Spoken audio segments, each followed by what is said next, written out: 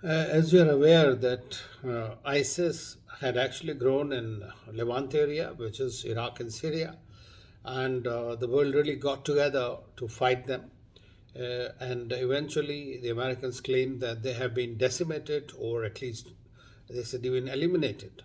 But ISIS is, in fact, a most radical, regressive ideology, and that is why they have continued to survive. So, under a tremendous pressure from a very large number of countries, they moved to various conflict zones.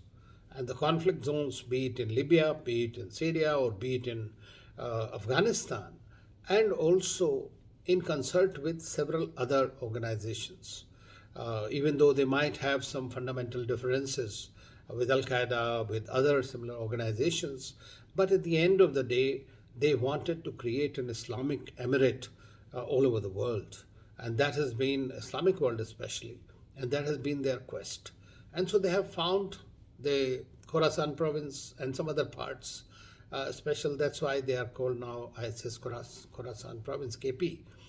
But over time, what we are looking at is that they have uh, embedded themselves and exploited the local sentiments and continued to operate. When Taliban came back to power, with the help of the Americans, of course, then we see that Taliban has a slightly different philosophy. It is looking to establish the emirate within the Afghan borders. Has often said that it does not want Al Qaeda or other terrorist groups to operate from its territory against neighbors, other countries, and has even undertaken that at the global level.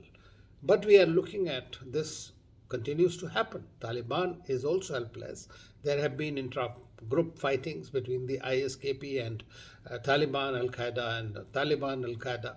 But if you come to think of it, the groups of various fighters keep on changing between one organization to another organization. So, on the one hand, they weaken Taliban, on the other hand, they strengthen themselves as well as they try to fight uh, for space, strategic space for themselves, and try to spread around. And wherever there is a little bit of a vacancy or a vacated space, they try to entrench themselves there. And therefore, they indeed are a very major threat and they need to be looked at. And what the Iranians have said is to an extent correct.